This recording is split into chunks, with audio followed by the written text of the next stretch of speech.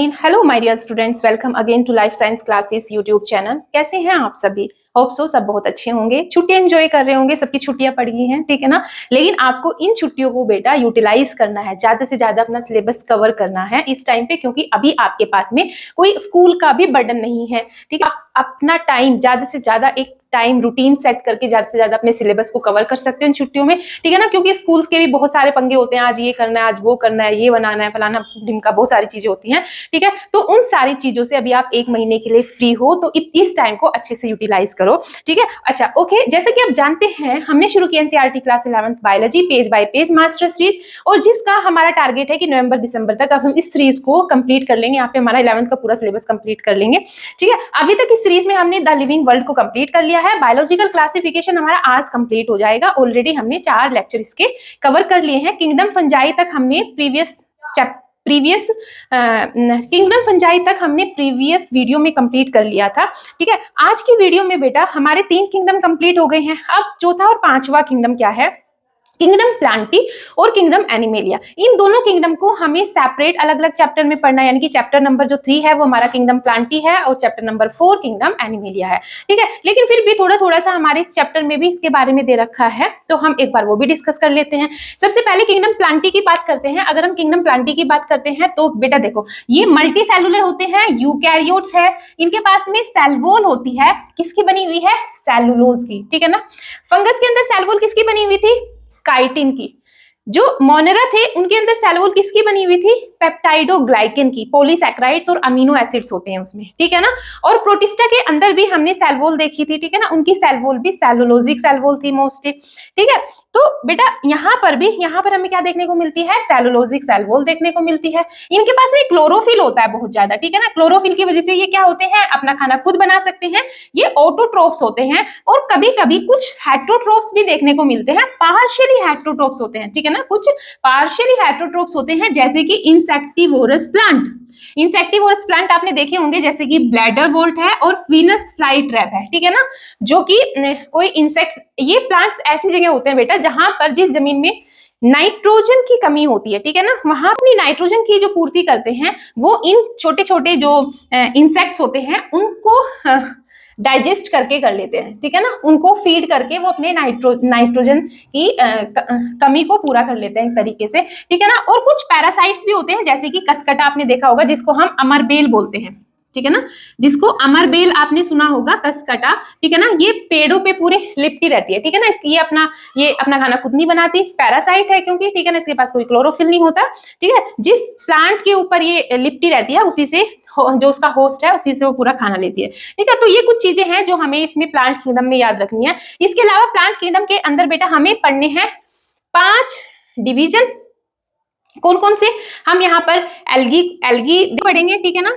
Algae को cover करेंगे, जो कि हमारे सबसे लोअर प्लांट्स होते हैं। उसके बाद में बेटा हम ब्रायोफाइट्स को कवर करेंगे, ब्रायोफाइट्स। उसके बाद में टेरिडोफाइट्स को कवर करेंगे, और जिम्नोस्पर्म देन एंजियोस्पर्म, ठीक है ना। ये हमें प्लांटी किंगडम में, जो कि हमारा नेक्स्ट चैप्टर है, चैप्टर नंबर 3, वहां पर इसको कंप्लीट एकदम डिटेल में पढ़ेंगे, ठीक है। उसके बाद में नेक्स्ट किंगडम है हमारा किंगडम एनिमेलिया। किंगडम एनिमेलिया में हमें पता है कि हेट्रोट्रोफिक होते हैं, मल्टीसेलुलर यूकैरियोटिक ऑर्गेनिज्म है, ठीक है। सेल वॉल यहाँ पर एब्सेंट होती है। इनके अंदर होलोजोइक न्यूट्रिशन होता है। होलोजोइक न्यूट्रिशन मतलब कि पहले इंजेक्शन होता है, ठीक है ना। पहले इंजेक्शन होता है मतलब कि किसी भी चीज को, किसी भी खाने को ये पहले इंजेस्ट करेंगे, उसके बाद में डाइजेशन होगा, ठीक है ना। बाद में डाइजेशन होगा, यही मतलब होता है होलोजोइक न्यूट्रिशन का।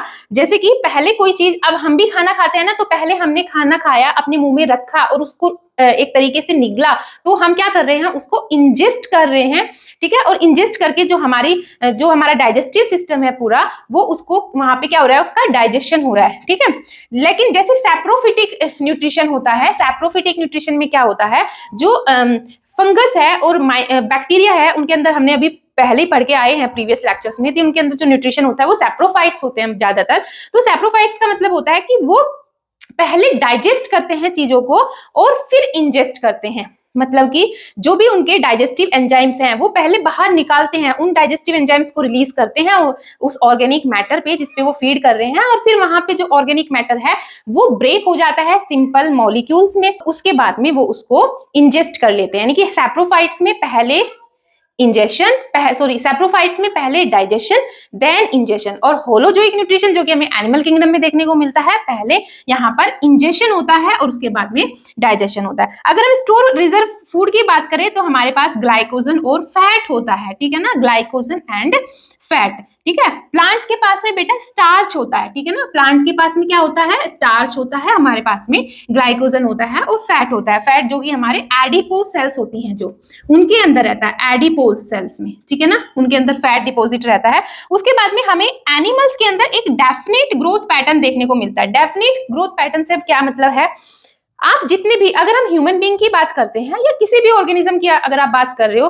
तो क्या आपने कभी ऐसा देखा है कि अच्छा मेरी नाक यहाँ पर है, किसी दूसरे बंदे को कोई कहीं दूसरी जगह अच्छा यहाँ पे नाक निकली हुई है, ठीक है ना, या फिर मतलब कुछ भी, सबका आप देखोगे कि जितने भी ऑर्गेनिज्म है उनका सबका एक डेफिनेट पैटर्न है। डेफिनेट पैटर्न मतलब कि सेम दो हाथ है, दो पैर हैं, एक नाक है, दो कान है, और उनकी लोकेशन भी सेम है सब में। ऐसा नहीं कि मेरे हाथ यहाँ पर लगे हुए हैं तो अच्छा किसी दूसरे को कहीं और पर हाथ, कहीं और हाथ लगे हुए हैं, ठीक है ना। हमारी 5 फिंगर्स का जो पैटर्न है तो सब में ऐसा ही पैटर्न हमें देखने को मिलता है, ठीक है। मतलब आपको जो ग्रोथ का पैटर्न होगा वो बिल्कुल डेफिनेट एक जैसा देखने को मिलेगा, वो फिक्स है कि अच्छा ये चीज हाथ यहां से निकलना है तो यहीं से निकलेगा, नाक यहां पर आती है तो यहीं पर आएगी, ठीक है ना, तो एक डेफिनेट पैटर्न है। लेकिन अगर आप प्लांट्स को देखो, प्लांट्स के अंदर बेटा ब्रांच कहीं से भी निकल जाती है, ठीक है ना, तो प्लांट्स के अंदर एक डेफिनेट पैटर्न नहीं होता। लेकिन एनिमल्स के अंदर अगर हम ग्रोथ को देखते हैं तो ग्रोथ का एक डेफिनेट पैटर्न होता है, ठीक है। अच्छा उसके बाद में बेटा जितने भी most of them locomotion show करते हैं, मूवमेंट शो करते हैं, ठीक है ना, एक जगह से दूसरी जगह मूव कर सकते हैं। और जो हायर ऑर्गेनिजम्स होते हैं उनके अंदर हमें सेंसरी और न्यूरोमोटर्स मैकेनिज्म भी देखने को मिलता है। जैसे कि अब हुआ क्या, जब 5 किंगडम क्लासिफिकेशन में, 5 किंगडम क्लासिफिकेशन के अंदर हमें किन किन चीजों को प्लेस नहीं मिला, ठीक है ना, जैसे कि वायरस, जो आर एच विटेकर ने 5 किंगडम क्लासिफिकेशन दिया उसमें एक तो हमें समझ में नहीं आया कि हम वायरस को कहाँ रखें। उसके अलावा वायरोइड्स होते हैं, ठीक है ना, प्रियोन्स होते हैं, प्रियोन्स, और उसके बाद में एनसीईआरटी बोलती है कि लाइकेंस के लिए भी कोई स्पेशल प्लेस नहीं है इस 5 किंगडम क्लासिफिकेशन में। मतलब कि हम एक तरीके से बोल सकते हैं कि ये उस 5 किंगडम क्लासिफिकेशन की ड्रॉबैक है जो आर एच विटेकर ने दिया, वो ना तो उसमें वायरसेस को फिट कर पाए, ना वो वायरोइड्स के लिए कोई प्लेस है उसमें, ना ही प्रियोन्स के लिए और लाइकेंस के लिए, ठीक है ना। लाइकेंस के लिए तो हम देखा जाए, लाइकेंस तो एक तरीके से हमारे क्या होते हैं, ये तो दो अलग अलग ऑर्गेनिज्म है, जैसे कि एल्गी और फंजाई, वो दोनों एक दूसरे के साथ में क्लोज एसोसिएशन में सिम्बायोटिक रिलेशनशिप में रहते हैं, ठीक है। लेकिन एल्गी को एक अलग किंगडम में रखा हुआ है, फंजाई को एक अलग किंगडम में रखा हुआ है, ठीक है। लेकिन अगर मैं वायरसेस, वायरोइड्स और प्रियोन्स की बात करती हूँ, सबसे पहले हम वायरसेस की बात करते हैं। देखो वायरसेस, सबसे पहले हम बात कर रहे हैं बेटा वायरसेस की, ठीक है ना। वायरसेस को क्यों आर एच विटेकर किसी भी किंगडम में नहीं रख पाए, तो सबसे पहले तो जो वायरसेस होते हैं वो नॉन सेलुलर होते हैं, ठीक है ना। वायरसेस क्या होते हैं, हमारे नॉन सेलुलर होते हैं, इनके पास में तो सेल तो है ही नहीं, ठीक है ना, ये तो क्रिस्टल से होते हैं एक तरीके से, इनके पास कोई सेल नहीं है। ये किसके बने हुए हैं, ये नॉर्मली बेटा इनके पास में क्या है, इनके पास में तो सिर्फ एक तो प्रोटीन का कोट है, ठीक है ना, बाहर की तरफ को प्रोटीन का एक कोट बना हुआ है, ठीक है, और इसमें अंदर डीएनए है, ठीक है ना, या तो जेनेटिक मटेरियल है, वो डीएनए भी हो सकता है और आरएनए भी हो सकता है, ठीक है ना। तो ये नॉन सेलुलर है। और लिविंग होने का क्राइटेरिया ही क्या था, सबसे पहले लिविंग होने के लिए सबसे पहले क्या चाहिए था, सेल चाहिए था। सेल को हम क्या बोलते हैं, structural and functional unit of living organism. किसी भी लिविंग ऑर्गेनिज्म की स्ट्रक्चरल और फंक्शनल यूनिट ही सेल है, और इनके पास तो सेल है ही नहीं, ये तो नॉन सेलुलर है, इसलिए ये 5 किंगडम क्लासिफिकेशन में कहीं पर भी फिट नहीं हुए हैं, ठीक है ना। दूसरी चीज ये क्या है बेटा, अभी ये जब ये किसी होस्ट से बाहर होते हैं, सपोज करो जब वो किसी भी लिविंग ऑर्गेनिज्म के अंदर इन्होंने एंटर नहीं किया है, उतने टाइम तक ये कैसे रहते हैं, ये नॉन लिविंग होते हैं, ठीक है ना, नॉन लिविंग होते हैं। और जैसे ही ये किसी होस्ट के अंदर, किसी सेल के अंदर अगर ये एंटर कर गए, ठीक है ना, तो ये उस सेल के पूरा सिस्टम को क्या कर लेते हैं, एक तरीके से हाईजैक कर लेते हैं, और वहां पर उसके जो एंजाइम्स है, प्रोटीन्स है, उनका सबका यूज करते हैं, और खुद जो आप उनका डीएनए है, इस डीएनए को रेप्लिकेट करने लग जाते हैं, ठीक है ना, इस डीएनए को, अपने डीएनए को वो पूरी बहुत मल्टीपल कॉपीज बना लेते हैं अपने डीएनए की उस होस्ट के अंदर। और फाइनली क्या होता है कि जब इतनी ज्यादा नंबर ऑफ कॉपीज उसके अंदर हो जाती है, तो वो होस्ट सेल ब्रेक हो जाती है, ठीक है ना, बर्स्ट हो जाती है, और उससे ये सारे जो वायरसेस हैं वो बाहर निकल जाते हैं, ठीक है, और उसके बाद में फिर वो किसी दूसरी सेल्स को इन्फेक्ट करते हैं, सेम प्रोसेस वहां पे चलता है। इसी तरीके से ये किसी भी लिविंग ऑर्गेनिज्म को उसके इतनी फास्टली वो वहां पे ग्रो कर रहे हैं, सारी सेल्स को इस तरीके से डैमेज करते चले जाते हैं, ठीक है ना, उसी की वजह से फिर हम बीमार पड़ते हैं इसी टाइप से, ठीक है ना, यही तरीका होता है। इसी तरीके से किसी भी लिविंग होस्ट को बीमार करते हैं, ठीक है। तो ये प्रोसीजर होता है बेटा वायरसेस का। अब सबसे पहले जो वायरसेस के लिए जब हम वायरसेस को पढ़ते हैं तो हमें 3 साइंटिस्ट का नाम याद रहना चाहिए, ठीक है ना। जो सबसे पहले साइंटिस्ट है डिमिट्री इवानोस्की, ठीक है ना, 1892 में इन्होंने क्या किया, जो इवानोस्की थे, अब बात कब की चल रही है, 1892 की बात चल रही है, ठीक है। इन्होंने देखा कि एक टोबैको प्लांट है, ठीक है, और जो जिसको एक डिजीज हो रखी है जिसको बोलते हैं टोबैको मोज़ेइक डिजीज। एक टोबैको प्लांट है जिसको एक डिजीज हो रखी है, कुछ इन्फेक्शन हो रखा है, जिसका नाम क्या है, टोबैको मोज़ेइक डिजीज। मोज़ेइक मतलब कि कुछ ऐसे बीच बीच में ऐसे बिखरा हुआ सा, मतलब छींटे से नहीं डाल देने किसी चीज के ऊपर, ऐसे बीच बीच में हमें ऐसे उसके ऊपर ऐसे छींटे से पड़े हुए उसकी पत्तियों के ऊपर, ठीक है ना, येलो येलो कलर के, तो हम उनको बोल रहे हैं कोई कोई कोई मतलब मैं कैसे समझाऊं कि जो टोबैको की लीफ है उस लीफ के ऊपर एक तरीके से पैचेस से बने हुए हैं, ठीक है ना, उन पैचेस को ही कलेक्टिवली हम क्या बोलते हैं, मोज़ेइक बोलते हैं। तो उन्होंने देखा कि अच्छा टोबैको मोज़ेइक डिजीज उसका नाम रख दिया है। जब उन्होंने देखा कि जो ये डिजीज है ये किसी ऑर्गेनिज्म की वजह से हो रही है, और वो ऑर्गेनिज्म देखा जब उन्होंने कि वो बैक्टीरिया से भी छोटा है साइज में, अगर हम उसके साइज की बात करते हैं तो उसका साइज बैक्टीरिया से भी बहुत छोटा है, क्योंकि जो बैक्टीरिया प्रूफ फिल्टर है, मतलब कि जिस फिल्टर में से हम बैक्टीरिया को रोक लेते थे, एक ऐसा फिल्टर जिससे अगर हमारे पास बैक्टीरिया है तो उस फिल्टर के ऊपर ही रह जाएंगे, ठीक है ना, लेकिन ये जो ऑर्गेनिज्म है उस फिल्टर से नीचे निकल जाता है, ठीक है ना, यानी कि तभी तो हमें पता चला कि जो ये बैक्टीरिया से भी जो इसका साइज है वो बैक्टीरिया से भी छोटा है, ठीक है। तो इतना इन्होंने बताया, इससे ज्यादा इन्होंने कुछ नहीं बताया, इन्होंने सिर्फ ये बताया कि टोबैको मोज़ेइक डिजीज जो टोबैको प्लांट में होती है वो किसी एक ऑर्गेनिज्म कॉज करता है जो बैक्टीरिया से भी बहुत छोटा है, क्योंकि उसको हम जो बैक्टीरिया प्रूफ फिल्टर होता है उससे नहीं रोक पाते, ठीक है। उसके बाद में एक दूसरे साइंटिस्ट आए, M.W. बेजरिंचिक, क्या बोलोगे इसको, क्या प्रोनाउंसिएशन करते हैं इसकी, बेजरिंच, क्या बोलते हैं इसको, बताओ मेरे को क्या बोलते हैं इसको प्रोनाउंसिएशन में, ठीक है ना, कमेंट बॉक्स में मेरे को बताओ इसको क्या बोलते हैं, ठीक है ना। इन्होंने, अब ये बात चल रही है 1918, यहाँ पे बात चल रही है 1898 की, ठीक है ना। इन्होंने क्या किया, जो इन्फेक्टेड प्लांट था उसको लिया, इस इन्फेक्टेड प्लांट से एक्सट्रैक्ट निकाल लिया, एक तरीके से उस इन्फेक्टेड प्लांट की जो लीव्स थी उनको पूरा पेस्ट बना लिया, एक तरीके से एक्सट्रैक्ट ले लिया उससे, ठीक है, और उस एक्सट्रैक्ट को अप्लाई कर दिया एक हेल्दी प्लांट के ऊपर, ठीक है, उसके ऊपर छिटक दिया, एक तरीके से हेल्दी प्लांट के ऊपर डाल दिया उस एक्सट्रैक्ट को, ठीक है ना, और उन्होंने देखा कि जो हेल्दी प्लांट था कुछ टाइम के बाद में वो भी इन्फेक्टेड हो गया, ठीक है। तब उन्होंने बताया कि जो एक्सट्रैक्ट है इसके अंदर कुछ तो ऐसा है, और इस एक्सट्रैक्ट को उन्होंने बोला एजिनम वीवम फ्लूइडम, मतलब कि इन्फेक्शियस लिविंग फ्लूइड है ये, इसके अंदर कुछ ऐसे लिविंग ऑर्गेनिज्म हैं जो इन्फेक्शन कॉज करते हैं, ये एक दूसरे को, मतलब कंटेजियस है ये, कंटेजिनम से मतलब कंटेजियस है, फैलता है ये दूसरे, और किसी भी लिविंग ऑर्गेनिज्म को अगर हम इस पे स्प्रे करेंगे तो वो उसको भी इन्फेक्ट कर देगा, ठीक है, कंटेजियस है। तो उसके बाद में इन्होंने इन्हीं साइंटिस्ट ने बेटा बताया, और इस लिविंग ऑर्गेनिज्म को इन्होंने नाम दे दिया कि ये क्या है, ये वायरस है, और वायरस का मतलब ही वेनम और पॉइजनस फ्लूइड होता है, वायरस का मतलब ही वेनम और पॉइजनस फ्लूइड होता है, ठीक है ना। तो ये सारी चीजें बताई हमें इन्होंने। उसके बाद में तीसरे एक और साइंटिस्ट आए, स्टेनली, ये बातें हैं 1935 की। स्टेनली 1935 में इन्होंने बताया कि इन्होंने बताया नहीं, इन्होंने क्या किया, जो वायरसेस थे उनको क्रिस्टलाइज किया, ठीक है ना। अब क्रिस्टलाइज करना क्या है, मतलब कि क्रिस्टल की फॉर्म में लेके आना चीजों को, किसी भी चीज को जब हम क्रिस्टलाइजेशन करते हैं, यानी कि उसके क्रिस्टल्स बनाते हैं, क्रिस्टल्स जैसे कि शुगर के क्रिस्टल्स होते हैं, ठीक है ना, आप शुगर के एक पार्टिकल को देखोगे तो क्या है, वो क्रिस्टल्स हैं, ठीक है। तो वैसे ही स्टेनली ने वायरसेस का एक सॉल्यूशन कुछ भी लिया होगा और उससे उन्होंने क्या बनाया, क्रिस्टल्स बनाए, ठीक है ना। और जब उन्हें वो क्रिस्टल्स मिले वायरसेस के, तो उन्होंने देखा कि मोस्टली उसमें उन्हें क्या दिख रहा था, प्रोटीन्स दिख रही थी ज्यादा से ज्यादा, ठीक है। तो ये चीजें बेटा स्टेनली ने बताई।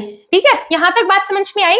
मतलब कि वायरसेस की जब हम स्टोरी पढ़ते हैं तो हमें 3 साइंटिस्ट के नाम याद रखने हैं। सबसे पहले तो इवोन्स्की, बेंचरिच और स्टेनली। इवोन्स्की 1892 में बात कर रहा है। टोबैको मोज़ेइक डिजीज को देखा था उन्होंने, वो किसी एक ऑर्गेनिज्म इसको इन्फेक्ट करता है।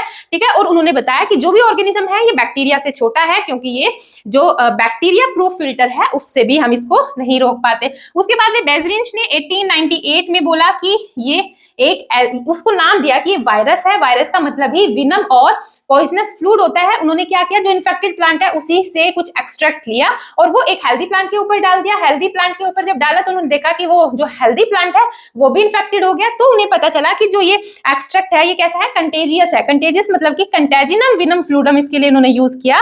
मतलब इसका मतलब होता है इन्फेक्शियस लिविंग फ्लूइड है ये, किसी भी हम हेल्दी प्लांट के ऊपर डालेंगे तो वो भी इन्फेक्टेड हो जाएगा। ठीक है, उसके बाद में तीसरे साइंटिस्ट हमारे स्टेनली है। उन्होंने वायरसेस को क्या किया, क्रिस्टलाइज किया और क्रिस्टलाइज करके उनकी स्ट्रक्चर को देखा तो बोलते हैं कि वो क्या है, मोस्टली उसमें हमें प्रोटीन दिखता है। ठीक है, तो ये सारी चीजें हमें इन साइंटिस्ट ने बताई। उसके बाद में अब नॉर्मली अगर हम देखें बेटा तो वायरसेस क्या है, मैंने अभी आपको बताया कि वायरसेस क्या होते हैं, हमारे नॉन सेलुलर होते हैं। वायरसेस हमारे क्या है,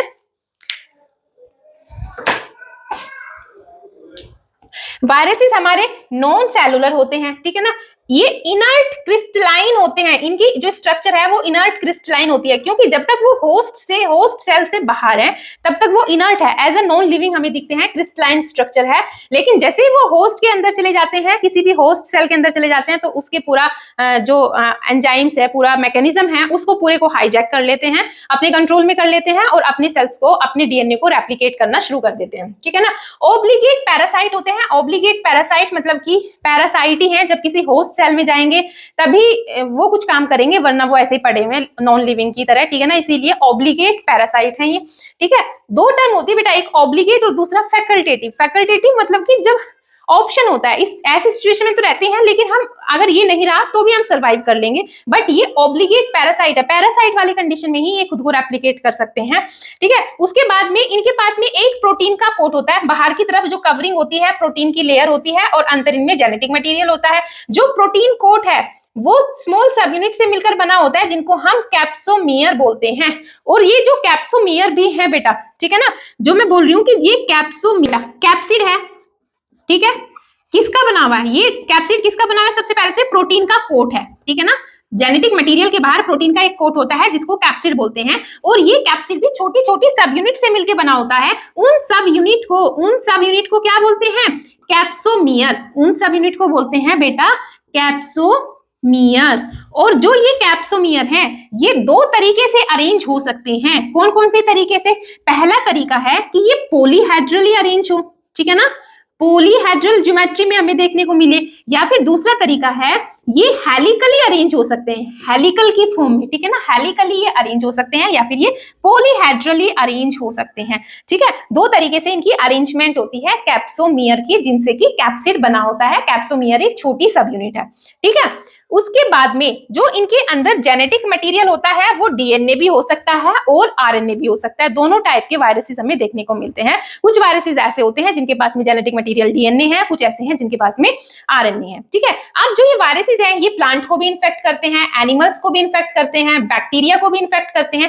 ऐसे वायरसेस जो बैक्टीरिया को इन्फेक्ट करते हैं उनको हम बोलते हैं बैक्टीरियोफेज। जो बैक्टीरिया को इन्फेक्ट करते हैं उनको हम क्या बोलते हैं, बैक्टीरियोफेज बोलते हैं। ठीक है, जो वायरसेस प्लांट को इन्फेक्ट करते हैं ऐसा देखा गया है कि वो मोस्टली या तो सिंगल स्ट्रैंडेड आरएनए होता है, उनका जो जेनेटिक मटेरियल है या तो सिंगल स्ट्रैंडेड आरएनए होता है या फिर वो डबल स्ट्रैंडेड आरएनए होता है। ऐसे वायरसेस जो प्लांट को इन्फेक्ट करते हैं उन वायरसेस के अंदर जो जेनेटिक मटेरियल है, सबसे पहले तो वो आरएनए होता है और दूसरा वो आरएनए सिंगल स्ट्रैंडेड भी होता है कभी कभी, और कभी कुछ वायरसेस हमें डबल स्ट्रैंडेड आरएनए में भी देखने को मिलते हैं। जो वायरसेस एनिमल्स को इन्फेक्ट करते हैं उनका डीएनए डबल स्ट्रैंडेड होता है बेटा, और जो बैक्टीरियोफेज भी होते हैं यानी कि जो बैक्टीरिया को इन्फेक्ट करते हैं उनका डीएनए भी डबल स्ट्रैंडेड होता है। ठीक है, उसके बाद में अगर मैं डिजीज की बात करूं तो प्लांट्स के अंदर कौन कौन सी डिजीज कोज करते हैं वायरसेस, तो देखो प्लांट के अंदर कौन कौन सी डिजीज कोज करते हैं वायरसेस, मोज़ेइक फॉर्मेशन। मोजेक फॉर्मेशन जो लीफ के ऊपर जो पैचेस पैचेस से हो जाते हैं, येलो येलो कलर के पैचेस देखने को मिलते हैं, ठीक है, उसको बोलते हैं मोजेक फॉर्मेशन। यानी कि लीफ के अंदर मोजेक फॉर्मेशन कर रहे हैं, लीफ की रोलिंग या कर्लिंग होने लग जाती है, येलोइंग, येलोइंग होती, मतलब पत्ती कैसी है, पीली पड़ रही है। और वेन क्लियरिंग, वेन क्लियरिंग मतलब कि जहां जहां पे लीव्स में वेन होती है वहां से क्लोरोफिल खत्म हो जाता है, ठीक है ना, तो हमें वो वेन्स भी एकदम अलग से विजिबल एक लाइन सी दिखाई देती है, और वहां वेन वाले पार्ट पे जो लीव्स है वो येलो येलो होने लग जाती है, ठीक है ना, एक डिजाइन सा बन जाता है लीफ के ऊपर। उसके अलावा डार्फिंग और स्टंटेड ग्रोथ को कम कर देते हैं, ग्रोथ को बहुत स्लो कर देते हैं या रोक देते हैं ग्रोथ को, ठीक है ना।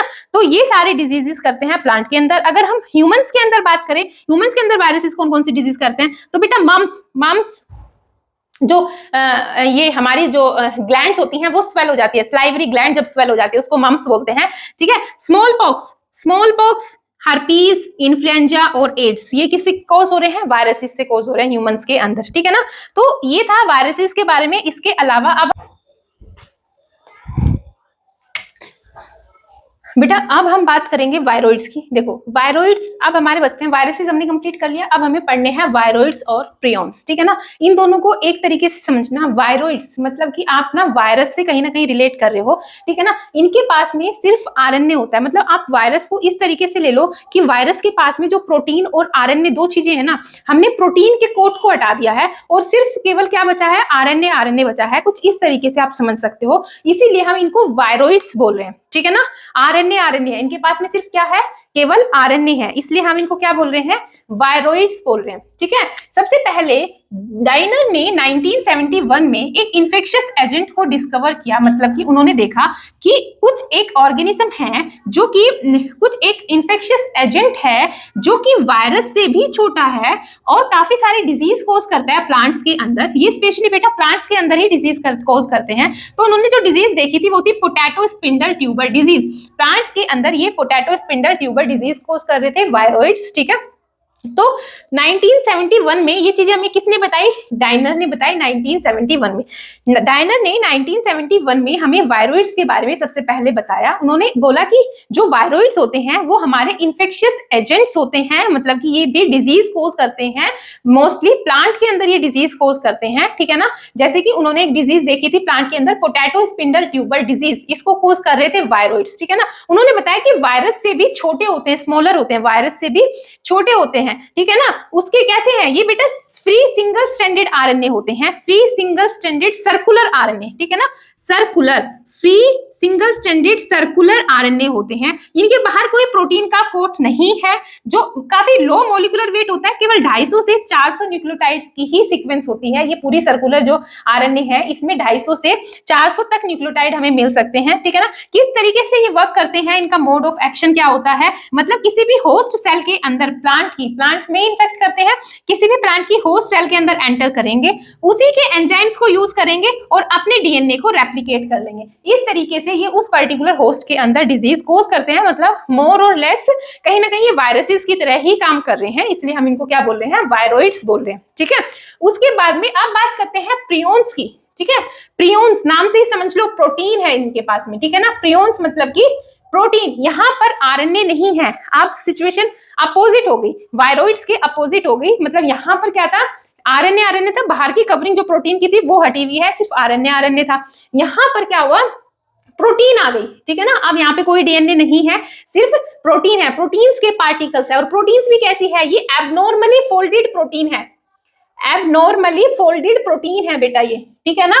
मतलब कि बहुत ये अच्छे से जो प्रोटीन की फोल्डिंग होती है वो एक प्रॉपर तरीके से फोल्डेड प्रोटीन नहीं है, एबनॉर्मली फोल्डेड प्रोटीन है। और ये स्पेशली बेटा ब्रेन रिलेटेड डिजीज कोज करते हैं, जो प्रियॉन्स होते हैं ब्रेन रिलेटेड डिजीज कोज करते हैं, जिनको हम न्यूरोलॉजिकल डिजीज डिसऑर्डर्स बोलते हैं, ठीक है। जैसे कि हमें कैटल्स में देखने को मिलता है बोवाइन स्पॉन्जिफॉर्म इंसेफेलोपैथी, BSE जिसको बोलते हैं, या फिर मैड काउ डिजीज भी इसको बोलते हैं, कॉमन लैंग्वेज में कॉमन जो इसका नाम है वो है मैड काउ डिजीज, ठीक है। इसके अलावा हमें ह्यूमंस के अंदर भी ऐसी एक डिजीज देखने को मिलती है जिसको हम क्रेटोसफिल्ड जैकोब डिजीज बोलते हैं, CJD, ये ह्यूमंस के अंदर होती है, लगभग वैसी होती है जैसे मैड काउ डिजीज कैटल्स के अंदर है, वैसे ये ह्यूमंस के अंदर है। ठीक है, इनका भी मोड ऑफ एक्शन क्या होता है बेटा, मतलब जो अनफोल्डेड नॉर्मली फोल्डेड प्रोटीन है, ये कहीं ना कहीं जो जब प्रोटीन फोल्डेड हो रही होती है दूसरी प्रोटीन्स को उनमें हिंड्रेंस क्रिएट करती है और उनको प्रॉपर तरीके से उनकी प्रॉपर तरीके से फोल्डिंग नहीं होने देती, जिसकी वजह से आगे एक्सप्रेशन देखने को नहीं मिलता है उन प्रोटीन का। तो इस तरीके से ये अपना काम करते हैं, ये प्रियोन्स किस तरीके से मतलब इन्फेक्ट कर रहे हैं किस तरीके से होस्ट सेल को। ठीक है, उसके बाद में बात करते हैं बेटा लाइकेंस की। लाइकेंस आप ऑलरेडी जानते हो कि यहाँ पर एल्गी प्लस फंजाई ये दोनों म्यूचुअली अंडरस्टैंडिंग से एक दूसरे के साथ में रह रहे हैं। एल्गी हमें पता है कि ये फोटोट्रोफ है और फंजाई हमें पता है ये सैप्रोफाइट्स होते हैं, ठीक है ना, हेट्रोट्रोफिक होते हैं। ये ऑटोट्रोफ है, मतलब कि फोटोसिंथेटिक होते हैं, ये फूड बना रही है, ये खाना बना रही है और इसको भी खिला रही है, ठीक है ना। लेकिन जो फंजाई है वो इसको एक तरीके से खाना बनाने के लिए रॉ मटेरियल दे रही है, एल्गी को खाना बनाने के लिए रॉ मटेरियल दे रही है और साथ में शेल्टर भी प्रोवाइड कर रही है एल्गी को। ठीक है, तो दोनों मिलजुल के साथ में रह रहे हैं, तो इनको दोनों को कलेक्टिवली हम क्या बोल देते हैं, लाइकेंस बोल देते हैं। ठीक है, दूसरी चीज जो एल्गी होता है, एल्गी के लिए एक और टर्म यूज करते हैं बेटा हम फाइको, क्योंकि एल्गी की स्टडी ऑफ एल्गी को ही हम फाइकोलॉजी बोलते हैं। ठीक है, फाइकोलॉजी, इसलिए एल्गी को हम यहाँ पर फाइकोबायोन्ट्स बोल रहे हैं, ठीक है ना। और दूसरी टर्म आपके एनसीईआरटी में दे रखी है माइकोबायोन्ट्स। माइकोबायोन्ट्स से मतलब है, क्योंकि माइको मतलब कि फंजाई, माइको यानी कि स्टडी ऑफ फंजाई को माइकोलॉजी बोलते हैं, यहाँ पे माइकोबायोन्ट्स ये एल्गी के लिए यूज किया गया है, ये फंजाई के लिए यूज किया गया है। इसके अलावा लाइकेंस में बेटा, लाइकेंस एक हमारे लिए इंडिकेटर्स की तरह भी काम करते हैं कि अगर इनसे हमें पता चल जाता है अगर किसी प्लेस पर लाइकेंस बहुत ज्यादा ग्रो हो रहे हैं तो हम समझ सकते हैं कि वो एरिया काफी अच्छा है, वहां पर पॉल्यूशन नहीं है। लेकिन जहां पर पॉल्यूटेड एरिया होता है वहां पर ये नहीं ग्रो करते। था हमारा कंप्लीट बायोलॉजिकल क्लासिफिकेशन आज हमारा कंप्लीट हो गया है। ठीक है, तो काफी कॉम्प्रिहेंसिवली हमने इस चैप्टर को कवर किया है।